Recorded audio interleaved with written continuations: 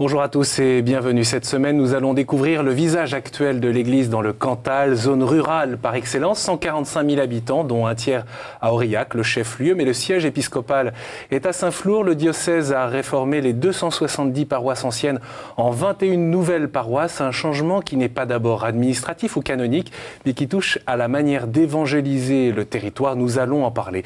Autre donnée à avoir en tête, en un siècle et demi, le Cantal a perdu 1000 habitants par an, une baisse démographique importante, même si ce n'est pas forcément vrai aujourd'hui pour l'ensemble du territoire. Et puis il y a aussi ce départ des jeunes pour leurs études et peu reviennent. Monseigneur Bruno Gruat, bonjour. Bonjour. Merci beaucoup d'être avec nous. Vous êtes donc l'évêque de Saint-Flour. Racontez-nous un peu aujourd'hui la vie sur ce territoire du diocèse de Saint-Flour, dans le Cantal. À quoi ressemble-t-elle? C'est effectivement le monde rural. Oui, c'est non seulement le monde rural, mais c'est le monde agricole même. Par rapport à un autre diocèse que je connais bien, où j'étais avant, la différence est très marquée. Un monde agricole, c'est un monde où les gens, où il y a une stabilité de la population, où, pour prendre une image, les gens meurent là où ils sont nés, donc très enracinés. Mais c'est en même temps, justement parce que c'est un monde agricole, un monde qui aujourd'hui a du mal à nourrir son pays. Et vous avez déjà évoqué l'évolution démographique. Sans doute on y reviendra parce que je crois vraiment que c'est un point clé pour l'avenir du département, mais également pour l'avenir de notre église diocésaine. Auparavant, vous étiez à Digne. J'étais à Digne. Voilà.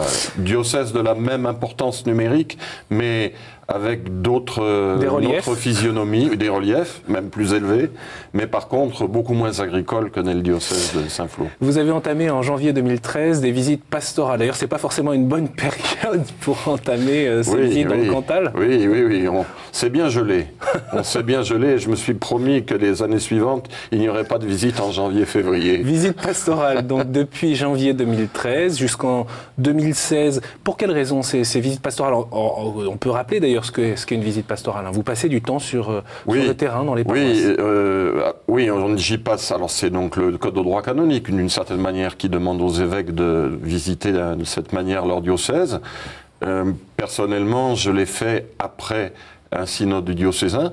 C'est une manière de connaître le terrain de plus près, d'encourager les prêtres et les communautés, et puis aussi d'insister sur tel ou tel accent que nous avons mis en avant pendant le synode.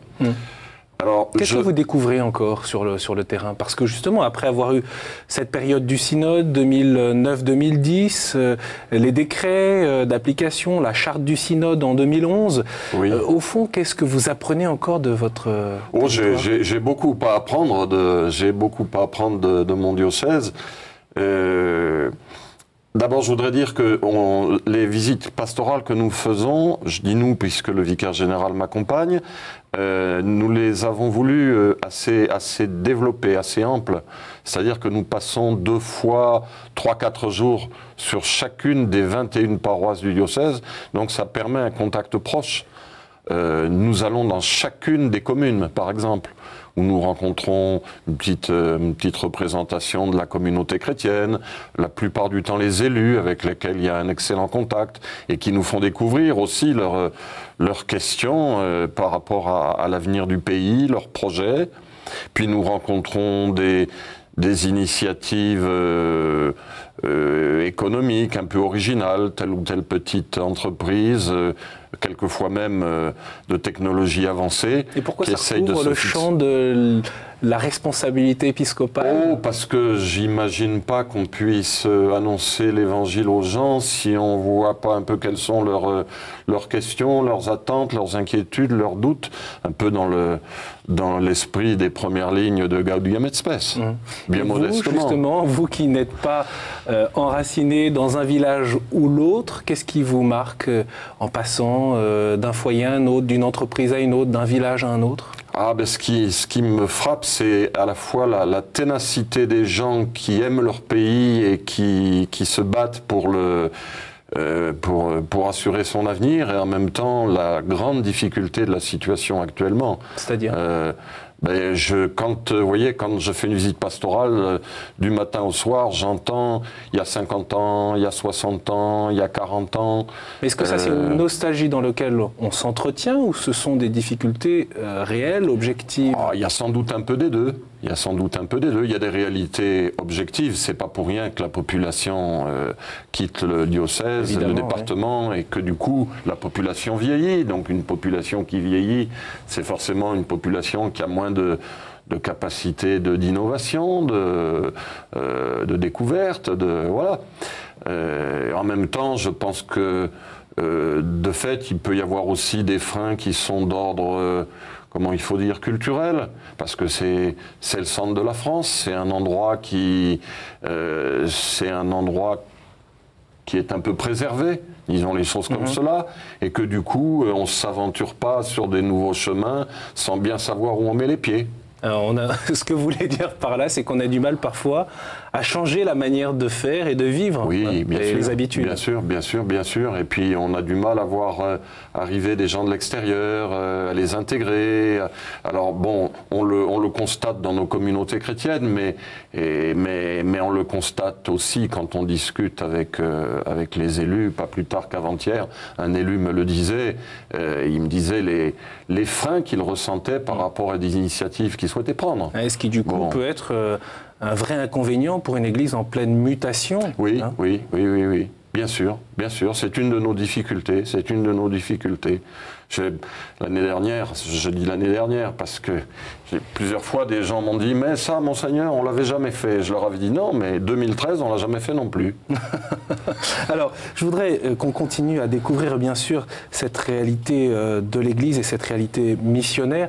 Il y a des petits groupes de la parole de Dieu qui ont commencé à se rassembler. C'était peut-être une expérience au moment du synode, vous en parliez quand vous étiez sur ce plateau, et puis qui s'est largement déployé. Alors, on l'a un petit peu recentré, en ce sens qu'au moment du synode, de fait, on a pris l'habitude de l'échange, mais d'un échange largement sur la situation de l'Église. Cette fois, le vicaire général en a pris l'initiative, et je m'en félicite, et je l'en félicite.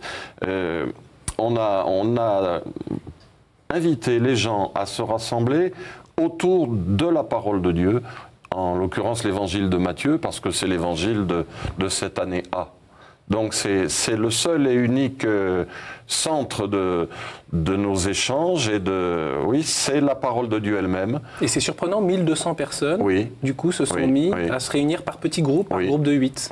Alors qu'on sait que parfois on habite loin, c'est pas forcément facile de se retrouver. Oui. Mais je crois que beaucoup de diocèses ont fait une expérience de ce type il y a quelques années et avaient été eux aussi surpris par l'attrait, je ne sais pas comment il faut dire, de la parole de Dieu. Vous étiez convaincu au départ ou vous étiez plutôt sceptique? Non, j'ai été très heureux quand cette initiative a été prise, parce qu'il y a un moment que je le souhaitais, je l'avais d'ailleurs dit à plusieurs reprises, et je pensais, parce que j'entendais d'autres diocèses le dire, qu'il y avait là une occasion de réunir des chrétiens, et c'est une joie de voir que la parole de Dieu leur parle. Quand on vous entend, on peut se remémorer ce que certains évêques nous disent. C'est pas parce que l'évêque le souhaite que ça se passe, il faut plus que ça. Ah ben ça, oui, ça je le savais déjà. Il faut que les chrétiens s'y mettent, et c'est effectivement une responsabilité. Il faut aussi accepter que les choses prennent leur temps, et puis qu'elles viennent quand elles sont mûres. Monseigneur, justement, lié à cette redécouverte de la parole de Dieu au quotidien, François-Xavier Mathieu, notre journaliste, est allé à la rencontre de membres d'équipes d'initiatives missionnaires. Alors ce sont des équipes particulières, ce n'est pas vraiment ces équipes qui partagent autour de l'évangile de Matthieu. Et il est allé à Aurillac pour retrouver quelques membres de ces équipes qui nous disent comment ils méditent la parole de Dieu et comment cela les pousse, les aide à aller à la rencontre des autres. On regarde. C'est une rencontre par petite équipe où, au départ, le soir, on part sur un texte proposé par l'un, par l'autre, et on partage cette parole. Et on la rend pour aujourd'hui. Qu'est-ce qu'elle veut nous dire aujourd'hui? Qu'est-ce qu'elle nous dit pour notre travail, pour nos engagements, bien sûr dans l'Église, mais notre engagement dans notre famille, notre engagement réellement dans notre vie. La parole pour aujourd'hui. Dans la vie de famille, ce qui vient changer, c'est que ça nous aide peut-être à à apprendre à écouter l'autre, notamment dans la vie de couple, à prendre aussi du recul sur certaines tensions qu'ils peuvent avoir, et apprendre à relativiser les petites tensions parfois un peu ridicules du quotidien, et surtout savoir se retrouver et partager l'essentiel. Enfin, nous, ça nous a aidé à aussi remettre la parole de Dieu au centre de notre couple et de la vie de famille resserrée avec notre enfant. Ça m'aide vraiment d'être beaucoup plus à l'écoute des personnes, et surtout, avant de prendre la parole, j'ai beaucoup changé mon attitude. C'est voilà, je t'écoute, qu'est-ce que tu as à me dire? Et ensuite, je peux arriver. Mais je laisse de plus en plus la parole. Par exemple, quand il faut décider de répartition de classe, qu'il faut demander à une personne de changer de classe et tout, eh bien, d'abord, je suis plus à l'écoute de l'intérêt de la personne, et après, il faut être dans l'intérêt du collectif. Voilà donc des témoignages très concrets qui manifestent que la parole de Dieu, c'est quelque chose pour aujourd'hui. C'est précieux pour aujourd'hui. Bien sûr, je suis heureux d'entendre ici à Paris des diocésains de Saint-Flour me dire cela, et j'entends bien sûr.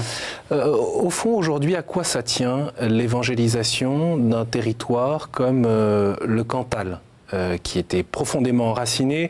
Aujourd'hui, on entend dire qu'en fait, il y a une sympathie vis-à-vis de l'Église, mais il n'y a pas forcément une pratique au sens de la conscience, de l'importance de la messe dominicale, de la rencontre avec le Seigneur. Et en même temps, ces germes d'attention à la parole de Dieu. À quoi ça tient, l'évangélisation dans le Cantal, aujourd'hui? C'est difficile de répondre à une telle question. Ce que je voudrais dire, enfin, je vois bien, oui, de fait, le Cantal est une vieille terre chrétienne où l'Église est vraiment partie prenante du paysage, mais où maintenant, comme n'importe où ailleurs dans notre pays, une large part de la population est étrangère, au moins en apparence.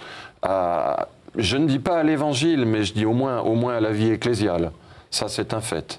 Et la réforme des paroisses, ça peut aider concrètement à relancer la mission de l'Église, oui. Non pas seulement l'organisation, mais voilà. L'annonce de l'Évangile? Alors moi, un point que je voudrais dire, même si ce n'est pas directement votre question, il me semble que quand nous parlons d'évangélisation, notre premier souci doit être le bonheur des gens auprès desquels nous voulons témoigner. J'aurais un peu peur d'une vision de l'évangélisation qui aurait comme objectif simplement de vouloir au plus vite remplir nos églises. Donc saupoudrer superficiellement, c'est voilà. Pas ce qu'il faut faire. Alors attention, je pense bien que la vie chrétienne ne va à son terme que lorsqu'elle aboutit à une vie en Église, et lorsqu'il y a des lieux pour partager la parole de Dieu. C'est bien l'Église aussi qui offre la parole de Dieu, qui a l'Eucharistie. Bon, évidemment, je ne mets pas ça en cause, mais c'est plus dans l'intention. Il me semble que dans l'intention, moi, la première chose qui me frappe, enfin que j'aimerais dire, c'est que l'évangélisation, c'est d'abord offrir l'évangile aux gens pour qu'ils y trouvent leur joie et leur bonheur de vivre. Ce serait une tentation d'aller trop vite ou oui. De retrouver le grand nombre? Oui, et je vois bien que qu'il y a des gens qui attendent l'évangile pour leur propre vie, pour leur bonheur de vivre. Je vois bien des gens qui sont isolés, des gens qui ont perdu espoir, des gens qui souffrent, et ils se tournent vers nous, Église du Cantal, en disant peut-être là, on va nous donner une parole qui nous encourage, qui nous stimule, voilà. Alors, comment cette réforme des paroisses peut permettre de relancer justement ce souci, cette responsabilité de l'annonce de la bonne nouvelle? Alors, vous avez dit tout à l'heure que de 260 paroisses qui étaient nos 260 communes, qui sont nos 260 communes, on était passé à 21, donc on peut faire la moyenne. Ça veut dire des vastes territoires. Pour beaucoup d'entre eux peu peuplés. Donc c'est un pari difficile. C'est un pari difficile d'essayer de refaire un peu communauté dans des endroits d'où la vie paraît se retirer. C'était un choix ou une obligation, cette réforme? Cette réforme, alors elle a été faite avant mon arrivée par mon prédécesseur. Je crois qu'en fait, elle a été faite en constatant la diminution très rapide du nombre de prêtres. Et d'ailleurs, on avait à ce moment-là calqué un peu les paroisses sur le nombre de curés disponibles. On en est un peu revenu. Mais pourquoi ? Parce que, comment ? Parce que le nombre de prêtres varie parce que, oui, d'abord parce qu'il faudrait sans cesse y retoucher, et puis parce que ce qui me semble quand même juste, c'est de penser d'abord qu'il y a paroisse là où il y a une communauté chrétienne. Donc on pense plutôt en ces termes aujourd'hui. Une difficulté, c'est que si nous n'y prenons pas garde avec les vastes territoires qui sont les nôtres, une telle réforme, elle peut se traduire par une concentration de la vie ecclésiale en 21 pôles et le reste des déserts.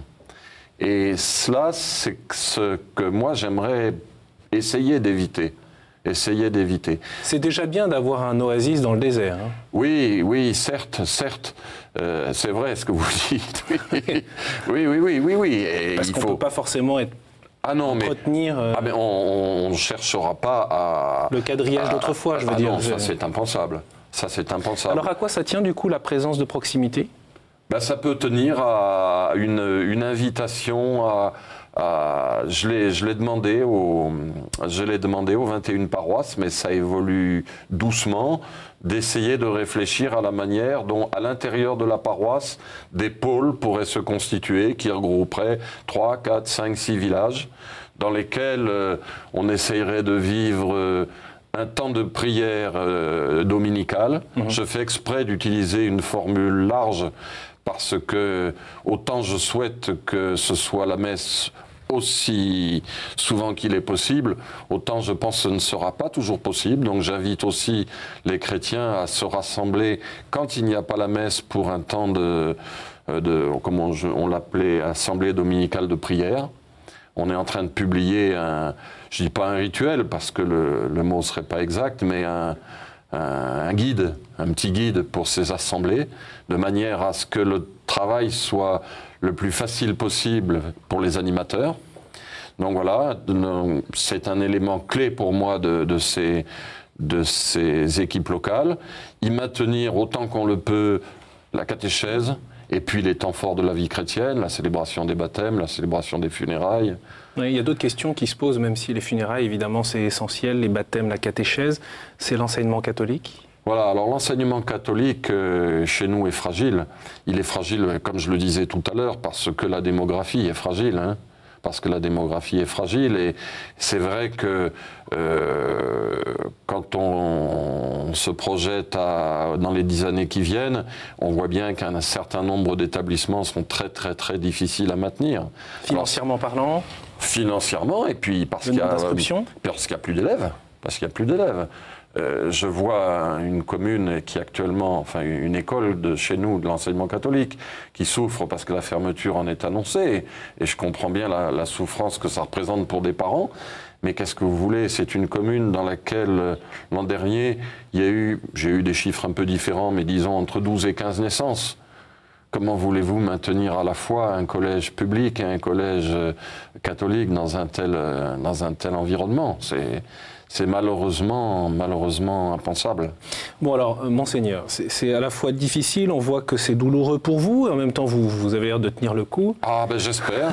C'est la fête de la Pentecôte là. Oui. Alors, la nouvelle Pentecôte, le feu de l'Esprit Saint, tout ça, ça donne quoi dans ce monde rural qui, on le voit bien, est en difficulté aujourd'hui ? Merci d'ailleurs pour votre franchise, hein, parce que vous me posez une question à laquelle je ne peux pas répondre, parce qu'il me semble que le point clé de la Pentecôte, c'est la surprise. Oui. C'est la surprise. Moi, quand je pense à la Pentecôte, je me dis que regardant l'histoire et la vie du diocèse de Saint-Flour, je ne peux pas me contenter de prolonger les courbes en me disant on en est là aujourd'hui, donc dans 10 ans on en sera là. Oui, parce que certains pourraient dire il suffit de fermer le rideau et puis voilà, c'est fini, on fait les choses proprement. Mais si on avait dit ça le soir de Pâques, il y en a qui l'ont dit. Il y en a un peu qui l'ont dit quand même. Oui, mais il y en a aussi qui ont entendu l'Esprit, et c'est quand même l'Esprit qui leur a permis de rebondir d'une manière totalement inattendu. Alors c'est ce qui me rend, c'est ce qui, vous me disiez que j'avais le moral. Oui, j'ai le moral, mais le moral pour moi ne tient pas d'abord à ce que je constate, mais il tient à ce que je crois. C'est-à-dire que je crois que notre Église est dans les mains de Dieu, et j'ai assez d'exemples quand je lis l'Écriture ou quand je regarde la vie de l'Église qui me permettent de savoir que demain ne sera pas forcément tout à fait à l'image d'aujourd'hui et que la catastrophe n'est pas annoncée. On entend parfois les chrétiens dans le monde rural dire « mais vous, à la ville, c'est différent, vous ne vous rendez pas compte ». Vous percevez, vous avez le même sentiment parfois de cette différence entre les chrétiens de la ville et les chrétiens des champs, si je puis dire, aujourd'hui en France? Je ne connais pas suffisamment la réalité urbaine, mais ce que je perçois bien, de fait par exemple quand je vais à la conférence des évêques à Lourdes, c'est que les réalités sociologiques, les questions que l'Église doit affronter sont quand même assez différentes. On puise aux ressources de la même foi, fort heureusement, mais pour répondre à des défis quand même assez différents. Monseigneur, je vous propose de retrouver votre cathédrale et son curé, le Père Boyer. C'est un personnage, ancien restaurateur responsable de restaurant. Il souhaite établir plus de contact entre l'Église et le monde qui l'entoure. Il organise notamment des événements culturels avec la mairie, le conseil général. Enfin, il va nous expliquer tout ça. L'objectif, c'est évidemment de permettre aux visiteurs, à tous ceux qui le souhaiteraient, de rentrer dans une église. Moi, je travaille pas mal avec la mairie, avec la ville d'art et d'histoire, avec les musées de Saint-Flour, pour avoir des projets communs. Parce que, si vous voulez, sur un petit territoire comme ici, comme pour le diocèse de Saint-Flour ou le département du Cantal, il n'y a pas de grands organismes. Et je crois qu'à plusieurs, suivant la sensibilité, la personnalité, je crois qu'on peut avoir un projet commun, être fédérateur. Et si l'Église est là comme la clé de l'élément fédérateur, on a tout gagné. Il n'y a pas besoin de proposer dans un premier temps la dimension religieuse ou la dimension de la foi. Je crois que par la dimension de la culture, par la dimension d'abord du regard, du contact, du dialogue et de l'échange vers un projet commun, je pense qu'il y a des portes qui s'ouvrent petit à petit. Moi, j'ai axé plutôt sur le domaine culturel parce que d'abord, nous avons un édifice majeur qui est la cathédrale de Saint-Flour, comme curé de la cathédrale ou comme dans d'autres lieux, dans d'autres églises que l'on peut voir dans le Cantal, des églises romanes ou des premières églises gothiques qui sont des joyaux, vraiment de purs joyaux. Je crois qu'on doit donner à voir ou à revoir, mais à donner à voir et à revoir avec de nouvelles explications. Certes, les noms des objets, les noms des choses n'ont pas changé. Ni le tableau est là depuis le 17e ou 18e ou la statue en question. Mais donner une approche nouvelle, c'est-à-dire apprendre à regarder, apprendre à ressentir et d'appréhender l'objet que nous recevons, qui nous est donné. Voilà. Je pense que ça passe par une nouvelle forme d'évangélisation et en même temps adapter des projets communs avec les hommes et les femmes qui habitent ce territoire, qui ne sont pas spécialement religieux, je dirais, mais qui sont des hommes et des femmes qui veulent faire voir ce qu'il y a dans leur village, dans leur ville, ce qu'il y a d'un point de vue historique, certes, d'un point de vue culturel. Et je crois que la dimension culturelle est un des atouts pour une nouvelle évangélisation.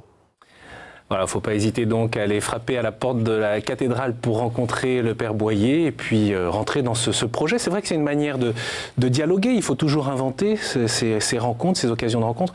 Monseigneur, très concrètement, l'Église aujourd'hui, même si elle est en difficulté, en situation pas évidente, on le voit bien face à son avenir, aux questions qui se posent, néanmoins, qu'est-ce qu'elle apporte à un territoire très concrètement et quelle est la responsabilité des chrétiens aujourd'hui ? Alors la responsabilité des chrétiens, elle se joue, je dirais, au jour le jour dans leurs engagements, dans leur vie professionnelle, dans leur vie familiale.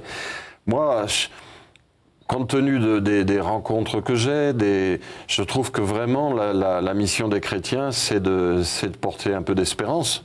C'est de porter un peu d'espérance. Et quand je discute avec les élus, je vois qu'ils sont sensibles et ils l'attendent de nous. Ils me le disent. Vous voulez dire que ça transforme concrètement la société ? Oui, parce que ça donne des gens, la foi donne des gens qui ont envie d'avancer, qui ont du punch. Et le pays en a besoin. Votre prière peut-être pour terminer cette émission, Monseigneur ? Oh, ce serait que ma prière, et puis elle n'est pas qu'aujourd'hui sur le plateau, ma prière, elle est souvent pour que Pour que nous gardions l'espérance, justement. Pour que nous gardions l'espérance et que nous la donnions un peu à un pays qui a besoin de ce message. Merci beaucoup, Monseigneur Gruat, d'être venu jusque sur ce plateau pour nous parler du Cantal, mais aussi de l'Église qui est dans le Cantal et la période qu'elle traverse aujourd'hui. Bien sûr, on peut retrouver l'actualité de l'Église du Cantal sur le site internet du diocèse et puis vous retrouvez cette émission sur le site de KTO. N'hésitez pas d'ailleurs à vous y rendre. Vous pouvez réagir, poser vos questions, partager cette émission sur les réseaux sociaux. Merci beaucoup pour votre fidélité et à la semaine prochaine.